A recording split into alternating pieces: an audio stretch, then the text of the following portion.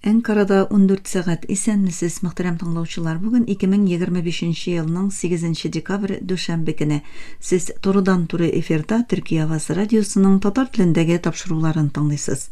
Безнең программа 19 метрлы кыска дулкынның 15360 кГц яшьлыгыннан 42 дәрәҗә көнчыгыш юнәлешендәге Түрксат 3А һәм Түрксат 4А иярченнәре белән 3 тапкыр w.trtdinle.com интернет адресы аша һәм кесә телефоннарының TRT Dinle тыңла кушымтасыннан Вот Is радио каналыннан тапшырыла. Тапшыруыбызның бүгенге чыгарылышында соңгы хәбәрләрдән соң 1000 еллыкның беренче ширеге программасы белән Төрки дөньяның йолдызлары язмасын тәкъдим итәрбез.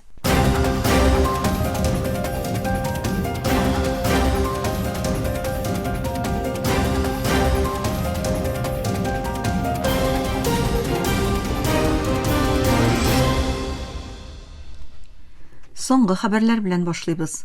Төркия дүшәмбе көне Әсәд режимы җимерелүенең беренче еллыгы уңаеннан Сүрия халкын хөррият көне белән котлады. Төркия шулай ук 13 ел дәвам иткән ватандашлар сугышыннан соң Сүриядәге күчеш шырына яклау күрсәтүен тагын бер тапкыр раслады.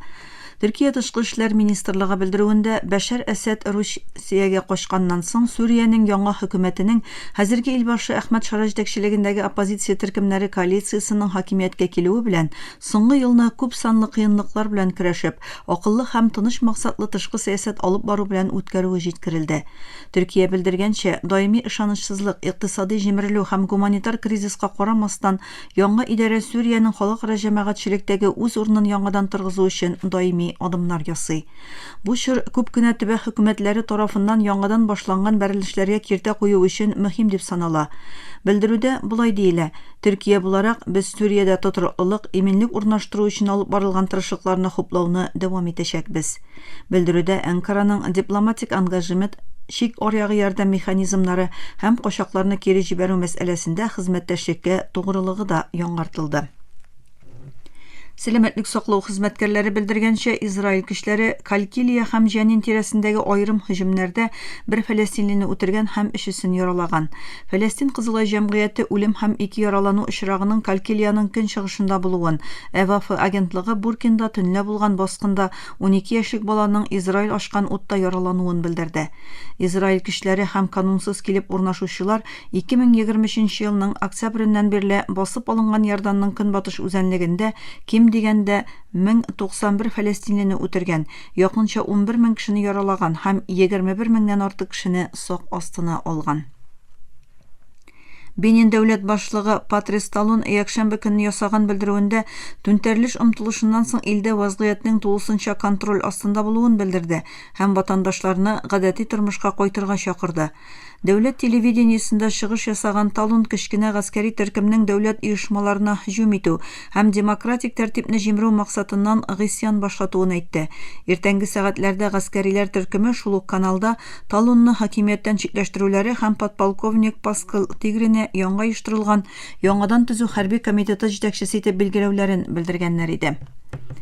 АКШ илбашы Дональд Трамп Украина дәүләт башлыгы Владимир Зеленскийның Русия белән сугышны туктату тәкъдиме белән кызыксынмавына күңелсезләнүен белдерде.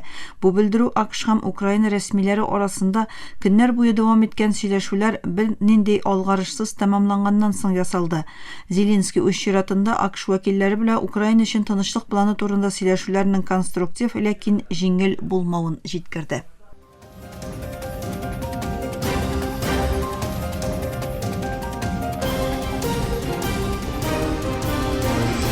Төркия авазы дулкыннарында соңгы хәбәрләр тыңлыйсыз. Кайбер чыганаклар Америкадагы Axios агентлыгына җиткергәнчә, Израиль Дохада һавадан һөҗүм оештырудан берничә ай узганнан соң АКШ, Израиль һәм Катар якшәмбе көнне Нью-Йоркта 3 яклы җыелыш үткәрде. Ике чыганакка караганда, әлеге җыелыш Катар төп арадашы буларак вазифа башкарган Газидәге төзелгән сугышны туктату килешүеннән бирле илләр арасындагы иң югары дәрәҗәле җыелыш булды. Ак йорт әлеге җыелышның узуын расламады. Axios хәбәренә күрә, Ак йорт илчесе Стив Витков җыелышны җитәкләгән Израиль Израиль исеменнән Моссад шефы Дэвид Барни һәм исеме билгесез югары дәрәҗәле бер катарлы рәсми зат катнашкан. Шимбә көнне Катар һәм Мисыр Газадагы сугышны бетерү өчен төзелгән килешүне тулысынча үтәү максаты белән Израиль берлекләренең кирегә чигенүен һәм халыкара тотрыклы кешенең урнаштырылуын таләп итте. Дохада оештырылган дипломатик конференцияда чыгыш ясаган Катар премьер-министры Шейх Мөхәммәд бин Абдурахман Әл-Тани булай диде: Израиль көчләре тулысынча чигенмичә һәм Газада тотрыклылык урнашмыйча утны туктату тәмамланмый. Аксиос якшәмбе көнге җыелыш көн тәртибендә Газада утны туктату килешүен үтәү булуын белдерде. 9 сентябрьдә Дохада оештырылган Израиль һөҗүме югары дәрәҗәле Хамас сөйләшүче Халил Әл-Хайра һәм төркемдәге калган кешеләргә юнәлүенә карамастан уңышсыз булды. Аксиос Нетаньяхуның соңыннан Трамп басым астында Ак йорттан Әл-Танига шалтыратып гафу үтенүен җиткерде. Таиланд армиясе Камбоджа белән соңгы шик буе бәрелешләрендә бер гаскәринең шәһид булуын, күп санда гаскәринең яралануын белдерде. Ике ил бер-берсен һөҗүмнәрне башлауда гаепли. Таиланд армиясе Камбоджа гаскәрләренең Обон Раджатхани провинциясында Таиланд көчләренә ут ачуын, Камбоджа саклану министрлыгы Таиланд көчләренең Приакс, Вихер һәм Оддар Менчейдә һөҗүмнәр башлавын алга сөрде. Июль аенда 5 көн дәвам иткән һәм АКШ илбашы Дональд Трамп белән Малайзия премьер-министры Әнвәр Ибрахим арадашчылыгында тәэмин ителгән утны туктату белән тәмамланган сугыштан бирле киеренкелек дәвам итә. БМО махсус хисапчысы Франческо Албанезе якшәмбе көнне ясаган белдерүендә Израильнең Газада кеше хукукларын бозуны дәвам итүенә карамастан зур халыкара оешмалар тарафыннан чикләштерүгә дучар булмавына басым ясады. Ул Европадагы бойкот җәмгыять җаваплылыгының үзгәрүен чагылдыра дип истәде. Албанезе X платформасында уртаклашкан язмасында Израильнең тотышына карата озак вакытлы глобаль түземлекне тәнкыйтьләде һәм геноцид дәвам итә, чөнки ул нормальләштерелде диде. БМО хисапчысы бу сүзләрне күп кенә Европа илләрендә Израильнең Евровидение җыр бәйгесендә катнашуы аркасында сәнгатьчеләрнең җыр бәйгесеннән чыгуын таләп итүче җәмәгатьчелек чакырулары арткан вакытта җиткерелде. Сан-Паулуда 13 сәнгать әсәрен урлаганнар. Полиция белдергәнчә, караклардан берсе иминле хезмәткәрен һәм берничә кешене тотык итеп алган. Бразилиянең Сан-Паулу шәһәрендәге бер китапханада барлыкка килгән вакыйгада 13 сәнгать әсәре урланган. Алар арасында француз рәссам, сынчы Анре Матис гравюралары да бар. Сан-Паулу хөкүмәте белдерү ясап, 2 кораллы кешенең якшәмбе көнне Марио де Андрада китапханәсенә кереп әсәрләрне урлавын раслады. Бразилиянең хәрби полициясе җиткергәнчә, караклардан берсе иминле хезмәткәрен һәм берничә кешене тотык итеп алган. Караклар әлегә иректә аларны соңгы тапкыр Анхангабау метро станциясына таба качкан вакытта күргәннәр. Полиция вакыйга урынында тикшеренү төркеменең булуын һәм иминлек камерасы язмаларын каравын белдерде. Урланган әсәрләрнең бәясе әлегә билгесез. Мөхтәрәм тыңлаучылар, сез Төркия авазы дулкыннарында соңгы хәбәрләр белән таныштыгыз.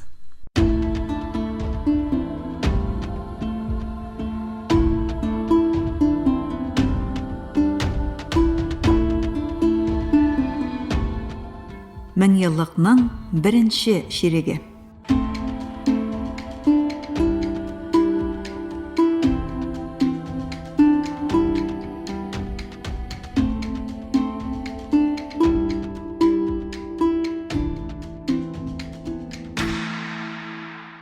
Бу тапшыру тизмәбездә яңа 1000 еллыкның тәүге 25 елында булган әһәмиятле вакыйгаларга тукталабыз. Хәрби түнтәрелеш ярдәмендә Сүриядә контрольны үз кулына алган һәм үлемнә кадәр аны саклап калган Хафиз әл-Әсәднең урынына килгән улы Бәшәр әл-Әсәднең 24 еллык идарәсе 2024 елның 8 декабрендә тәмамланды. 2011 елда башланган Сүрия ватандашлар сугышы вакытында иленең күп өлешен контрольдә тоткан Бәшәр әл-Әсәд шулай ук күп санлы сугыш җинаятләре кылды. Кораллы оппозиция төркемнәренә дә тыныч халыкка да химик корал кулланудан тартынмаган Әсәд режимы 2013 елда Гута шәһәрендә йөзләгән кешенең гомерен үзгән Зарин газы һөҗүме өчен күп илләрдән тәнкыйтькә дучар булды.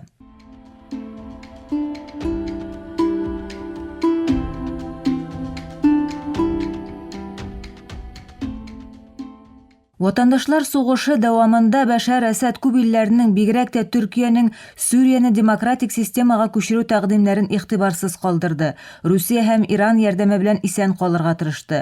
Илнең төньяк һәм көнчыгыш төбәкләрендә Әсәдкә каршы оешкан кораллы оппозиция төркемнәре 2024 елның ноябрендә Халеп һәм Хомс шәһәрләренә каршы киң күләмле һөҗүм башлады. Оппозиция көчләре тиз арада Әсәднең Сүрия армиясын чигенергә мәҗбүр итте һәм 7 декабрь Димәшкны камалышка алды. Камалыш киңәю белән Бәшәр Әсәд һәм аның гаиләсе Русиягә качты, анда алар сыену урыны эзләде. Оппозиция көчләре 8 декабрьдә Димәшкны басып алды. Оппозиция дәүләт телевидениесендә җиңүен игълан иткәннән соң күп тә үтмәде, Русия тышкы эшләр министрлыгы Әсәднең Сүрия илбашы вазифасыннан китүен һәм Мәскәүгә сыенуын раслады. Бәшәр Әсәд китү белән Сүриядә Әсәд гаиләсенең 50 елдан артык хакимлеге тәмамланды.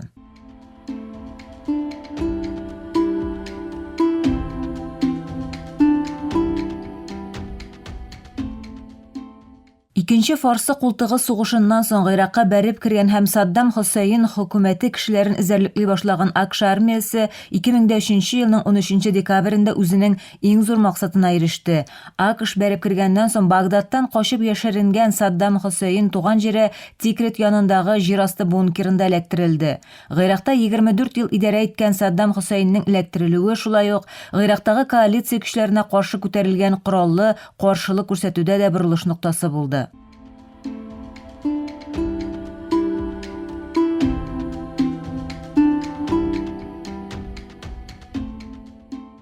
1973 елда АКШ ярдәме белән Сальвадор Альенде хөкүмәтен бәреп төшергән һәм Чилидә 17 ел диктатор буларак идарә иткән генерал Аугусто Пиночет 2006 елның 10 декабрендә 91 яшендә вафат булды. Хакимиятенең беренче елларында диссидентларга каршы хөкемсез үлем җәзалары, җәфалаулар һәм озак вакытлы төрмә җәзасы кулланудан тартынмаган Пиночет 1987 елда Чилинең көчәя барган сәяси һәм икътисади кризисын чишү өчен хәрби хәлне бетерә һәм сәяси партияләр төзергә рөхсәт итә. Ләкин Пиночет үз вәкаләтләрен озайту буенча референдумда халык хуплавын ала алмый һәм 1990 елда илбашы вазифасыннан китә. Ләкин 1998 елга кадәр гомумштаб башлыгы булып кала. 1998 елда Лондонда дәваланганда Испаниядән җинаять эше буенча шикаят килгәннән соң кулга алына. Пиночет 16 айдан соң Чилигә кайта ала. Үз илендә өй сагы астында калган Пиночет шулай ук картлыгы аркасында тикшерүләрдән котыла.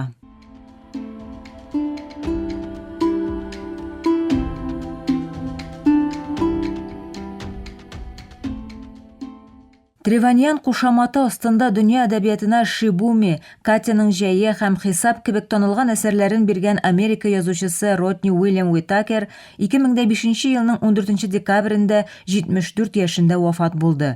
Шымчылык һәм маҗара романнары миллионлаган тираж белән бастырылган әдип бер кайчан да күренмәү аркасында гомере буе серле абруйга ия була. Уитакерның 1979 елгы Шибуми китабы дөньякүләм сату рекордларын куя. Эйгер Санкциясе романы буенча исә фильм төшерелә һәм төп рольдә Клинт Иствуд уйный.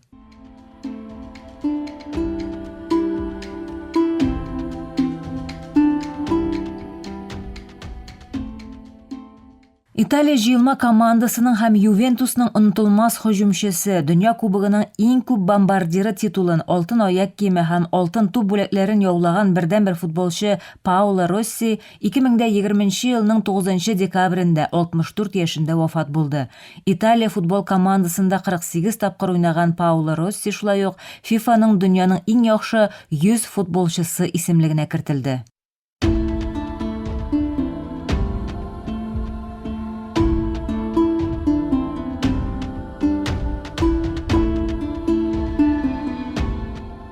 Мен еллыкның беренче ширеге.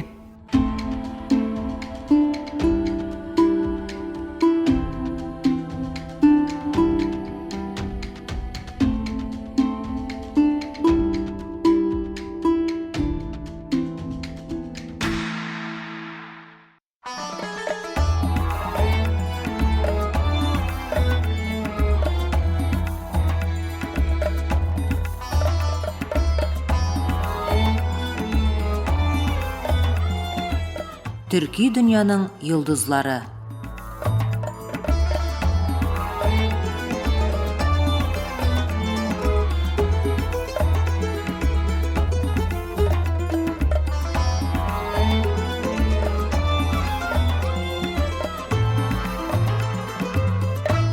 Мөхтәрәм тыңлаучылар, халыкара мөнәсәбәтләр белгече фәннәр докторы Җәмил Дуачипәкнең язмасына нигезләнеп әзерләнгән Төрки дөньяның йолдызлары исемле тапшыру тезмәбезнең бүгенге чыгарылышында Имам Матуриди турында сүз алып барырбыз.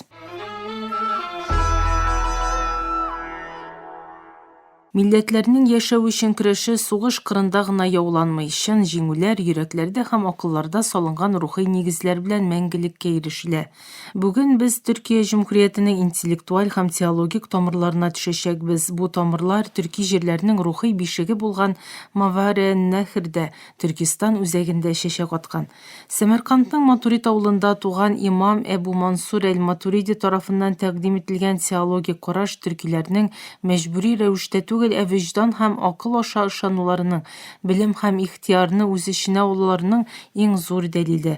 Матуриди юлы төркиләр өчен тулысынча җирле һәм милли ышану ысулының чагылышы. Имам Матуриди яшәгән төбәк борынгы төрки мәдәни бассейнының үзәге булып тора.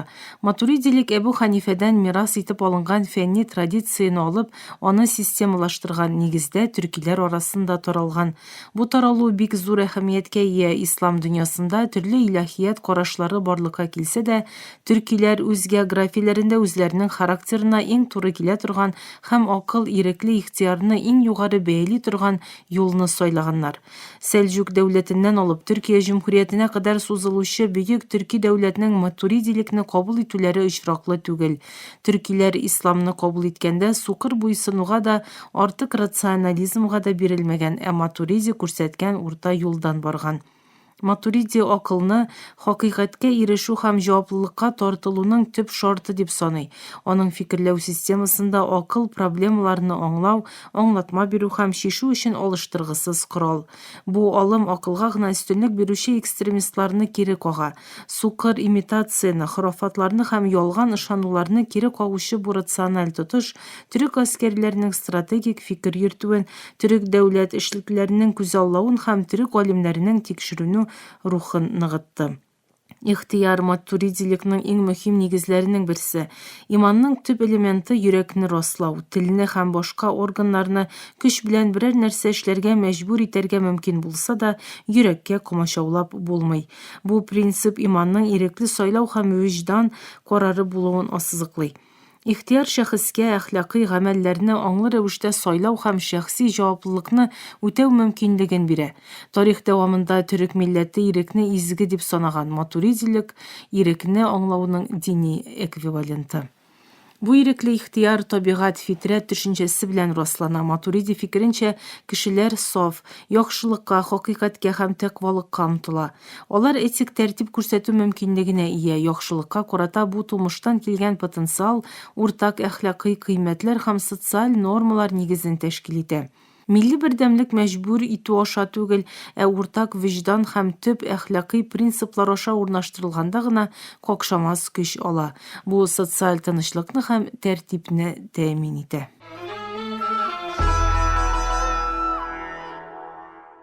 Бүгенге көндә без очрашкан иң зур куркынычларның берсе гаилә институтының җимерелүе һәм индивидуализм битлеге астында буыннарның әхлакый кыйммәтләрдән читләшүе. Имам Матуридиның әхлак һәм белем турындагы аңлавы безгә бу проблеманы хәл итү өчен конкрет юл тәкъдим итә. Матуриди гаилә институтына кешелек нәселен үрчетүдәге, бу дөньяда һәм ахирәттә бәхеткә ирешүдәге һәм иң мөһиме киләчәк буыннарга дини һәм әхлакый кыйммәтләрне тапшырудагы роле өчен зур әһәмият бирә. Ул тыныч һәм бәхетле гаилә мөхитен булдыру өчен Коръәннең никахны хуплавын ассызыклый. Бөек имам гаилә нигезен какшатучы һәм нәселнең деградациясенә китерүче әхлаксызлык, зина һәм гомосексуаллык кебек рөхсәт ителмәгән мөнәсәбәтләргә каршы көрәшергә кирәклегенә басым ясый. Бүгенге көндә Көнбатыш тарафыннан этәргеч алган мәдәни деградация агымнары төрки җәмгыять үзәге булган гаилә структурасына юнәлтелгән. Матуридиның бу мәсьәләдәге ачык һәм ныклы позициясе милли һәм рухи каршылык күрсәтүебезнең тарихи легитимлыгын ныгыта. Türkiye Cumhuriyeti'nin яңа күз аллауы Анадолу белән генә шикләнми. Ул Урта Азиядан Балканга кадәр сузылган киң төрек ислам дөньясын торгызуны максат итеп куя. Бу киң төбәкнең бердәмлеген тәэмин итү өчен икътисади һәм сәяси партнерлык кына җитми. Уртак иман һәм фикер нигезе дә кирәк. Хәзерге геосәяси баланслар шартларында Төрки дәүләтләр оешмасы түшәме астында берләшү тырышлыклары дәвам итә. Матуриди эзеннән бару Урта Азиядагы кардәшләребезнең үз билгеләнешен ныгытачак һәм аларның Төрки дәүләтләр оешмасы эчендә берләшүенә ярдәм итәчәк көчле идеологик корал. Матуриди юлында нык тору бүгенге көндә төрки халыкларының мәңге яшәве өчен бик мөһим. Хөрмәтле тыңлаучылар, халыкара мөнәсәбәтләр белгече фәннәр докторы Җәмил Дугачибекнең язмасына нигезләнеп әзерләнгән тапшыру тезмәбезнең киләсе чыгарылышында күрешкәнгә кадәр исән имин булыгыз.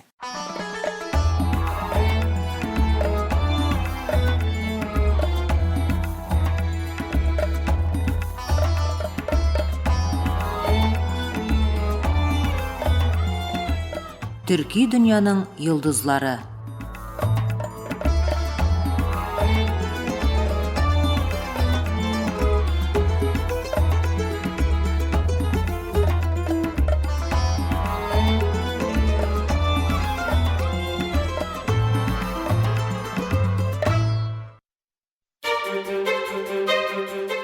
Burası Türkiye'nin Sesi Radyosu. This is the voice of Turkey. Hier ist die Stimme Türkiye's. Ici TRT, Radio La Voix de Türkiye. اینجا آنکارا، رادیو صدای ترکیه. هنا إذاعة صوت تركيا. Danışır Türkiye'nin Sesi Radyosu. Ovdi Radio Glas Türkiye. Türkiye'nin Sesi Radyosu. Qui è la radio La Voce della Turquía. Esta es la voz de Turquía. Слушате емисията на български език на Радио Гласът на Тюркия.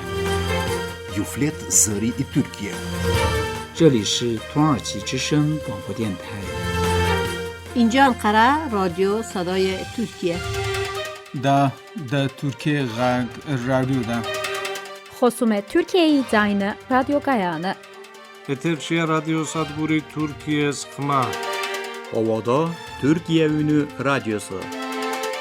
Aici Radio Vocea Türkiye. Говорит голос Türkiye. Efirde Türkiye ovası. Gepleyer Türkiye'nin Fethi Radyosu. Ye Saday Türkiye. Anlavatkanlar Türkiye Avazı Radyosu. Edo İfonitis Türkiye. Ovdi Radio Glas Türkiye. Jeddah Radio Amriyat Türkiye. Ini adalah Radio Suara Turkiye. Hii ni idhaa ya Kiswahili, sauti ya Turkiye. Este es Radio Voz de Turkiye. こちらはトルキエの声ラジオです。 Zborova Glasot na Türkiye. Efirde Türkiye Ovozi Radyosu. It Türkiye Hangi Radyo'ya? Ovdi Radio Glas Türkiye. Türkiye Ünü Radyosu. Burası Türkiye'nin Sesi Radyosu.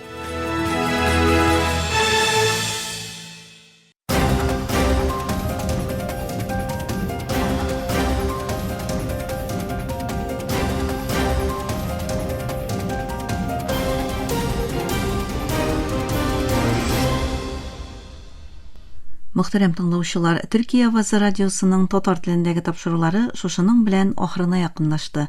Безнең программа һәр көн Төркия һәм Казан вакыты белән көндезге сәгать 2дә 19 метрлы кыска дулкынның 15360 кГц яшьлегеннән Төрксат 3А һәм Төрксат 4А иярченнәре белән 3 тапкыр w.trtdinle.com интернет адресаша һәм кесә телефоннарының TRT-Dinle тыңла кушымтасыннан Вот-Ис радио каналыннан тапшырыла. Әлегә без сезнең белән саубуллашабыз, эфирда киләсе очрашуга кадәр.